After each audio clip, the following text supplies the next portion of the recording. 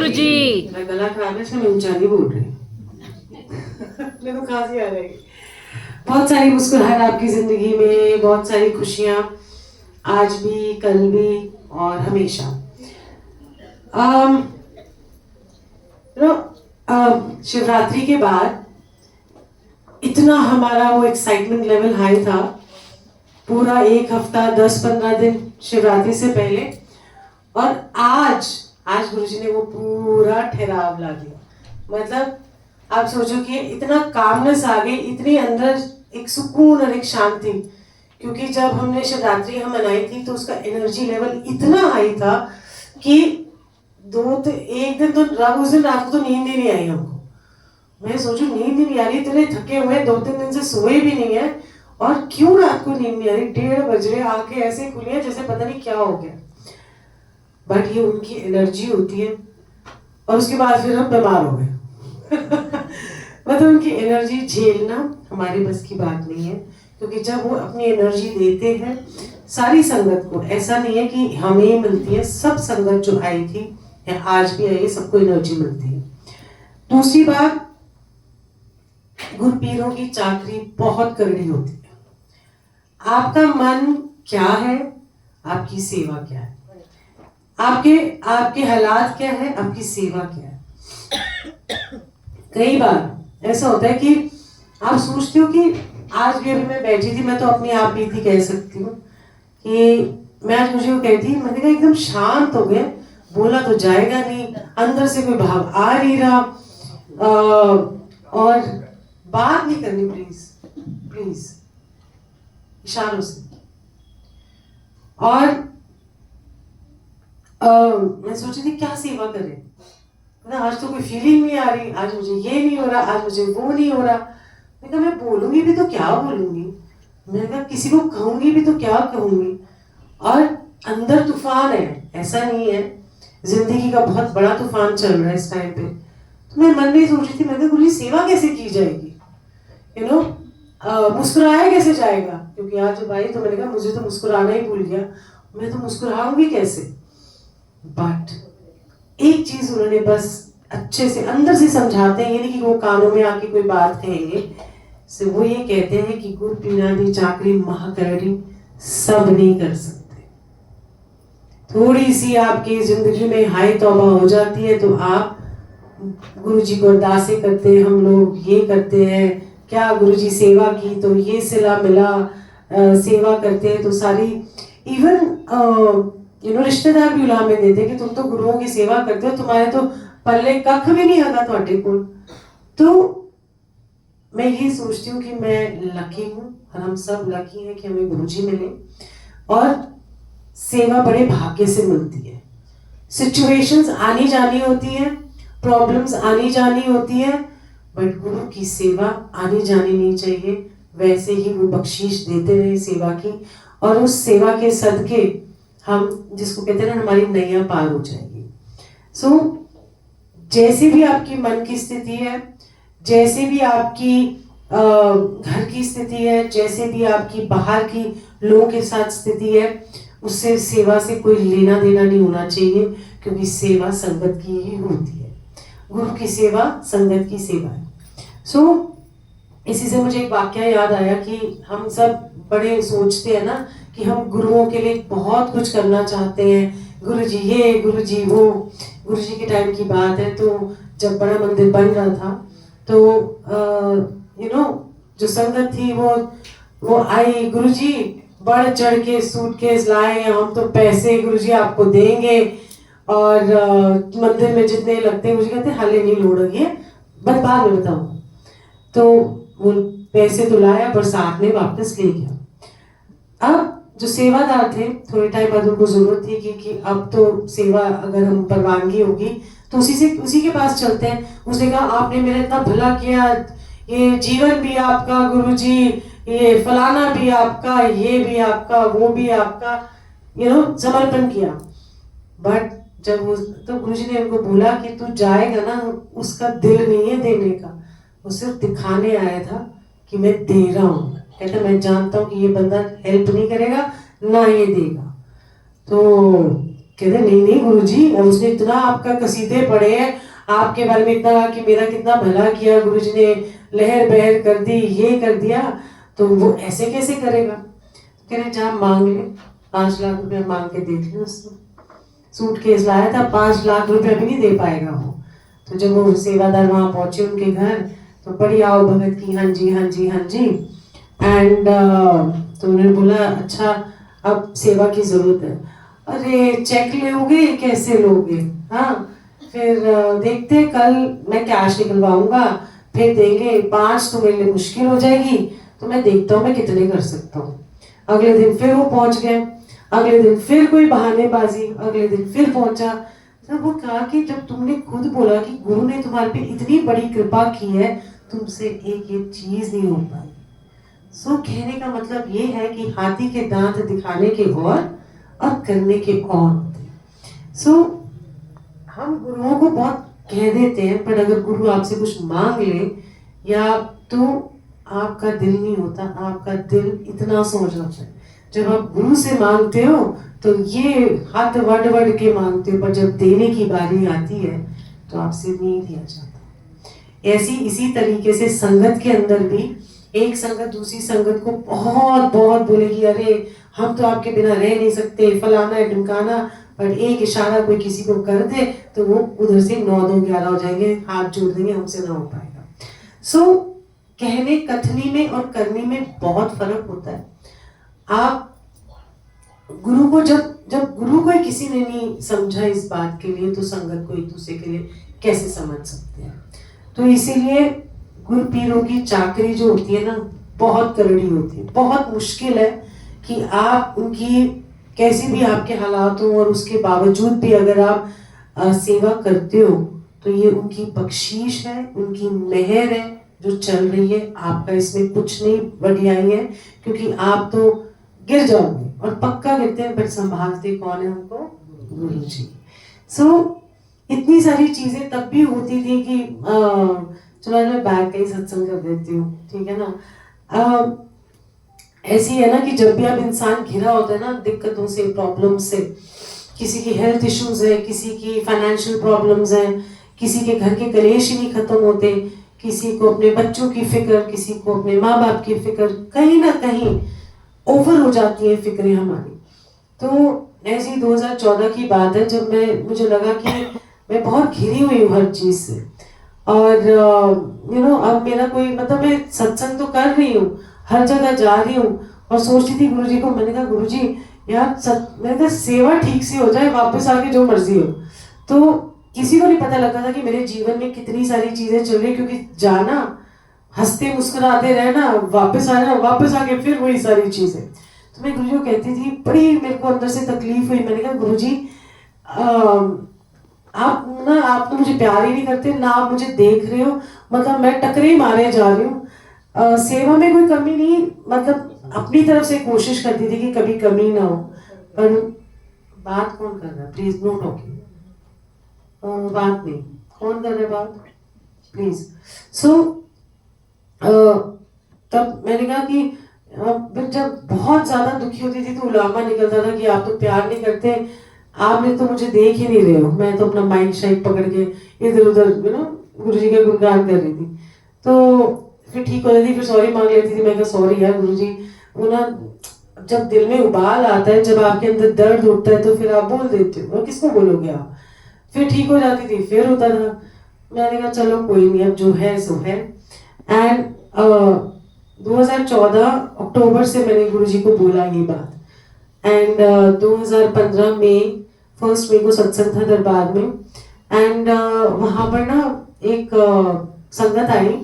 हमें हमेशा कहती हूँ उषा विलास आंटी, हमको लगता है ना कि गुरुजी की ब्लेसिंग्स ऐसे चुटकी में हो जानी चाहिए, और मैं दो सुनाती हूँ कि गुरुजी की ब्लेसिंग की कोई मियाद नहीं होती। कई बार 20 साल, कई बार 16 साल, कई बार 10 साल के बाद वो मिलती है ब्लेसिंग। सो मैं चाहती थी कि वो अपनी सुनाए कि कैसे गुरुजी ने उनको 20 साल पहले कोका ब्लेस किया था सुहाग का। वो भूल गई थी, गुरुजी को भूल गई, कह रही हम तो अल्लड़ उम्र के थे, यंग थे। फिर पूरी डिटेल सुनाऊंगी कि उनकी शिप डूब गई थी उनके हस्बैंड की, तो कैसे सिर्फ वो एक सर्वाइवर थे, वो बच के आ गए थे। तब तक ये गुरुजी को भूल चुके थे। तब उनकी फ्रेंड ने ड्रीम में आके बोला कि मतलब गुरुजी ड्रीम, उसके फ्रेंड के ड्रीम में कहते हैं मैं उधर 20 साल पहले जो मैं ब्लेसिंग देती थी ना उन काम आई। सो वो तो सर पकड़ के बैठ गई कि मैं क्या सोच रही थी, क्या हो रहा है मेरे साथ। सो गुरु को तो सब पता होता है। तो वही मेरे लिए कुछ लेके आई थी तो मैंने रख लिया। हमने सोचा अगरबत्ती या दरबार में कई बार अगरबत्ती कैंडल्स दे जाते हैं तो हम तो उसने मेरे को एक पकड़ाई चीज तो मैंने रख ली। कह रहे ये तेरे लिए भी एक सत्संग है। मैंने कहा जी बताओ। कह रहे 2014 नवंबर में मेरी जो सिस्टर है ना वो कनाडा रहती है, तो उसने मेरे को एक गिफ्ट भेजा, तो मैंने वो गिफ्ट अंदर रख दिया। कह रहे हमने बस थोड़ा सा खोला, ऐसे देखा कुछ बैग सा था और मैंने अपनी अलमारी में रख दिया। जैसे हम होता है ना कि गिफ्ट आते तो ऐसे ही रख देते हैं, बाद में देखी जाएगी। कह रहे गुरुजी ड्रीम में आए, मुझे बोलते हैं जिदे ना दा बैग है उन्होंने दे के आओ। तो कहती किसके नाम का बैग आया हुआ, कुछ कहती मेरे तो नहीं समझ में आई। फिर उन्होंने दोबारा से गए और जब उसने अलमारी खोली तो देखा उस बैग के ऊपर ओल्गा लिखा हुआ। तो कहती है कि अच्छा, फिर भूल गई। अब नवंबर से शुरू हुई बात, फिर भूल गई। तो फिर गुरुजी ड्रीम में आए, कहते जिदे ना बैग देखी क्यों नहीं आती। कहती इतनी जोर से डांट लगाई मुझे। तो मैंने गुरुजी को ड्रीम में बोला तुसी तो मेरे पीछे ही गए हो, दे आवांगी। एंड फिर दोबारा से जब अब मई आ गया तो 1 मई से एक दिन पहले गुरुजी बस आए, उसको टेढ़ी टेढ़ी आंख से गुस्से से देख के चले गए। फिर अब तो जाना पड़ेगा भाई, बहुत ही बुरा हाल हो गया। आई तो जब मैंने खोल के देखा तो मैंने देखा कि मेरे नाम का ये बैग गुरुजी ने भेजा है। और हमने गूगल सर्च करी, बहुत सर्च करी कि किस मतलब मिल जाए ऐसा, पर नहीं था। सारे यूजीज के लॉन्जरे के ओल्गा समथिंग समथिंग थे, बट नॉट एनी बैग। उस टाइम की बात बता रही हूँ, 2015 की बात। ये नहीं है, मैं लाई हूँ आज बैग, मैंने झूला कहती हूँ मैं उसको, तो प्रेम का झूला है मेरा ये। सो आप देख लेना वो। बात ये नहीं है, बात है कि जब मैंने गुरुजी को उलामा दिया 2014 में अक्टूबर में, तो गुरु ने तो प्यार अपना भेज ही दिया था। गुरुजी ने प्रमाण तो भेज ही दिया था, मेरे पास पहुंचा नहीं वो अलग बात है। तो गुरु आपको इतना प्यार करता है कि इमीडिएटली सुनता है। ऐसे ही मेरी मासी थी, मासी है सॉरी, थी नहीं, सबसे छोटी मासी मुझसे 3.5 साल बस बड़ी है। एंड वो करनाल से आती थी गुरुजी को मिलने। तो जैसे ही वो आई, उनका नाम दीपिका, तो मैं इंट्रोड्यूस किया कि मैंने कहा गुरुजी ये मेरी सबसे छोटी मासी। उसने तेरा नाम की है, तो कह रहे उसने बोला, उन्होंने बोला मासी ने कि मेरा नाम दीपिका है। कह रहे नाम बदल दे। तो उसने इमीडिएटली बोलिया मेरी मासी ने, आप बदल दो, आप रख दो। और इमीडिएटली गुरुजी ने क्या नाम दिया, देविका। एंड वो आते रहे, फिर उनका कनेक्शन टूट गया। बट गुरुजी उनको बोल के गए थे कि तेरा करना जीटी करनाल रोड पे होएगा। अब वो कितने साल तो किराए पे रहते रहे। अब 3 साल पहले एग्जैक्टली जहां पर गुरुजी ने बोला था जीटी करनाल रोड में, 16 साल बाद उन्होंने वहां घर लिया। और घर कैसे लिया कि सारे गुरुजी की संगत है वहां, और वो दोबारा से गुरुजी से कनेक्ट हो गई। अपने घर में भी सत्संग कर लेती है, गुरुजी को थैंक यू भी बोल देती है। कि कहाँ मिलने के बाद भी डिस्कनेक्शन कितने साल रहा, कोई थैंक यू उनका निकला नहीं। पर जब ये घर लिया तो फिर से गुरुजी से जुड़ गए। सो गुरुजी को सब पता होता है, और वो कितने 16 साल बाद वो ब्लेसिंग फ्रूटफुल हुई। सो उनको पता है कि टाइमिंग क्या है क्या नहीं है। हम सब ऐसे रोने पिटने डाल देते हैं, हाय साडा है साडा, मैं भी डालती हूँ, ऐसा नहीं है कि मैं नहीं डालती। कभी कभी तो मैं इरिटेट भी हो जाती हूँ। मैंने कहा यार गुरुजी बहुत हो गया, अब नींबू भी निचड़ गया, सूख साख गया कि इधर उधर पड़ा ही हुआ है। मैं कहा कोई इधर रोड़े मार देता है उधर था। मैंने कहा मैं तो नींबू भी पता नहीं, मैं तो हुई नहीं, अब नींबू भी नहीं रह गया मेरा, तो काला काला सा अजीब सा ही हो गया कुछ। सो कहने का मतलब ये नहीं है कि जब हमारे इंसान के अंदर ऐसी चीजें होती हैं, चाहे हम संगत हैं, चाहे हम 50 साल से भी जुड़ी है, भाव तो वही रहता है, विश्वास रहता है। ये नहीं कि हम डगमगाते हैं, पर जब दर्द उठता है हर इंसान के अंदर या संगत में, तो वो जब दर्द उठता है तो वो जो पुकार लगती है ना, वो सच्ची पुकार होती है और गुरुजी सुनते हैं। एंड ये मैं भी जानती हूँ कि वो टेढ़ी टेढ़ी नजर से एक आंख बंद करके देखते तो जरूर है, वो सुनते भी जरूर है।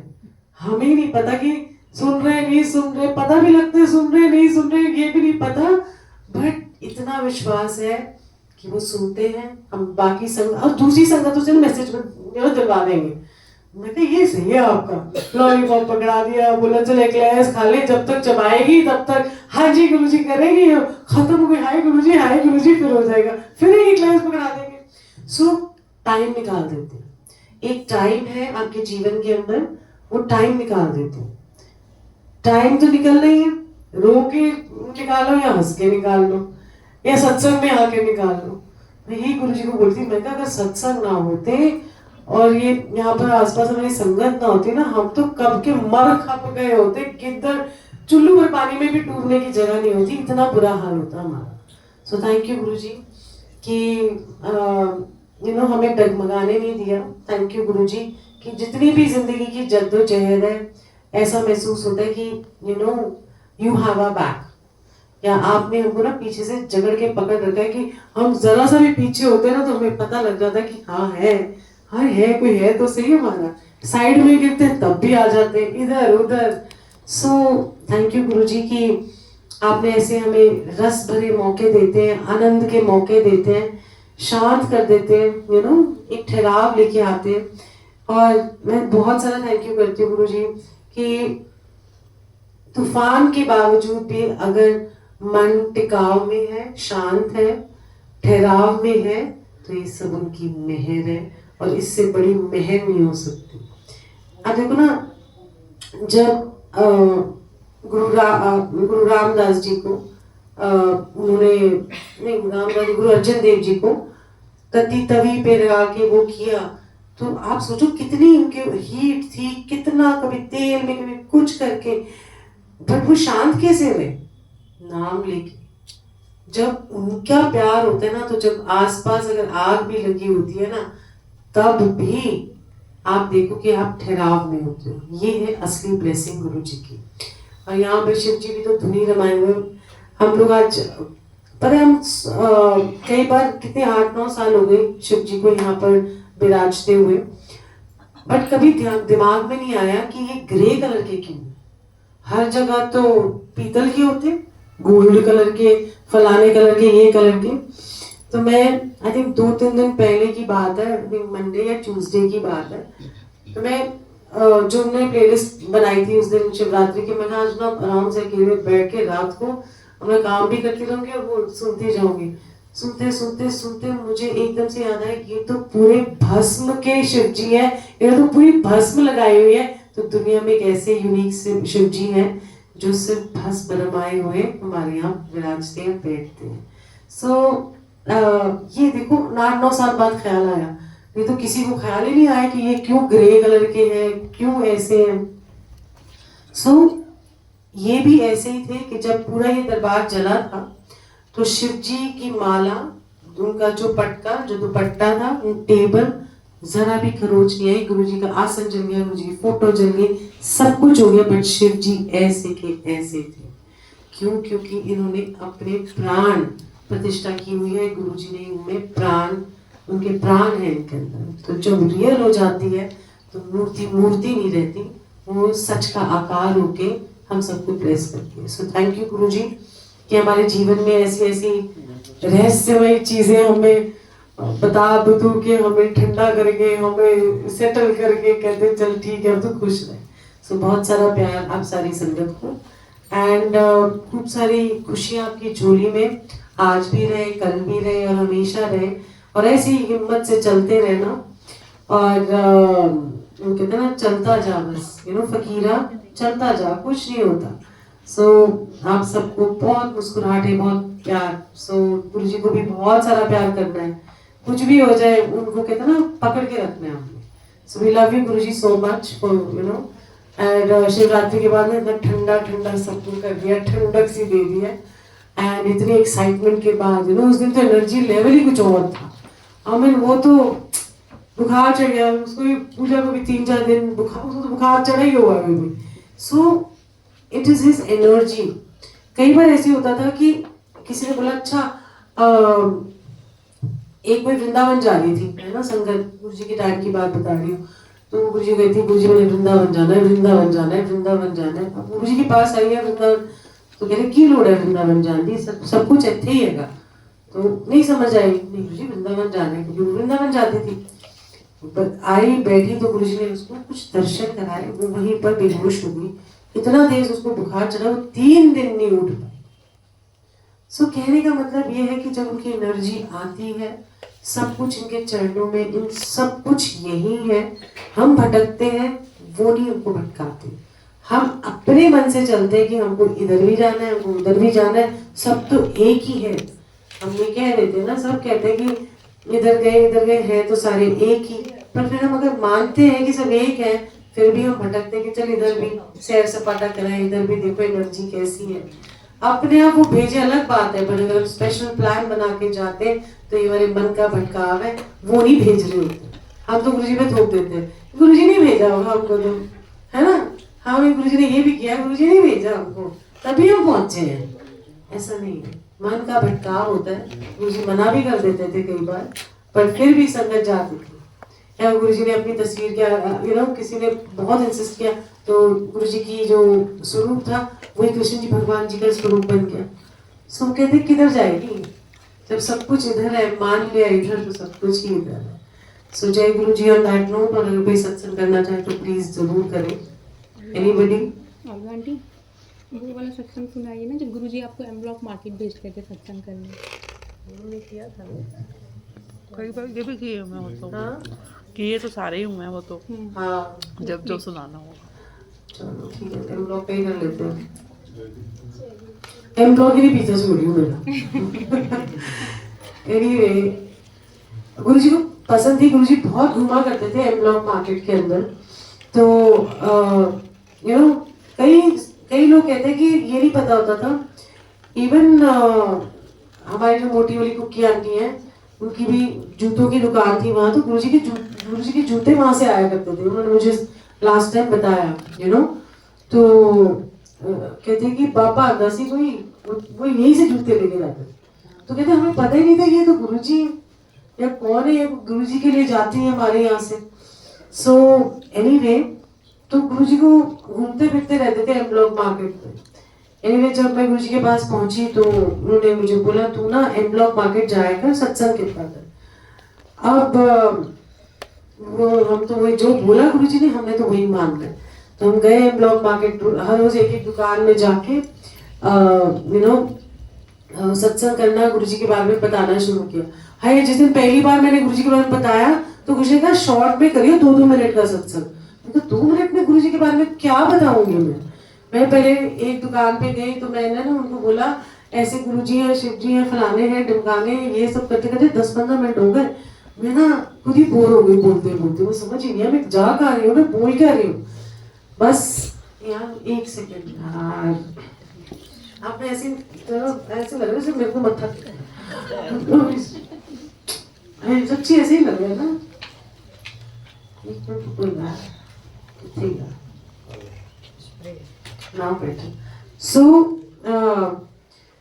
एनीवे, मैं दूसरी दुकान पे गई, वो प्रिंस पान वाले के पास भी गई, वो साईं भक्त था। तो वो सब करते करते मैंने सत्संग करती रही। तो इतने में नीरज मुझे बोलते थे कि क्या ये तू एम ब्लॉक मार्केट में जाके गुरुजी का सत्संग करती रहती है। मैं गुरुजी को बोलूंगा तेरे को क्यों भेजती, बाकी भी तो संगत है, उनको क्यों नहीं बोलते, मतलब तुम्हें क्यों बोलना। मैं कहा नहीं, अच्छा मैं अब नहीं करूंगी, मैं जाऊंगी। और जिस दिन मैं गुरुजी के पास जाती डांट खाते हुए, तो मुझे गुरुजी कहती तो एम ब्लॉक गई सी, सत्संग कितना सी। मैंने कहा हाँ जी, करती रहा कर। मैं कहा लो, एक इधर से डांट खा रही हूँ, इधर से गुरुजी कह रहे करते जाओ। एंड ऐसे मेरा काफी टाइम बीत गया। और गुरुजी ने मुझे कहने कहा कि बहुत ही बुरा हाल है एम ब्लॉक मार्केट का, तो मैं उसको प्रेस करना है। और गुरुजी ने 2007 में चोला जब छोड़ दिया, तो मैं फिर भी जाती रही एम ब्लॉक मार्केट सत्संग करने।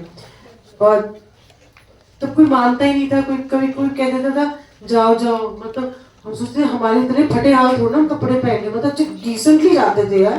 तो तब भी वो हमें कहते थे, सोचते थे कौन है ये क्या, मतलब अच्छी नजरों से नहीं देखते थे, इंसल्टिंग होता था कभी कभी।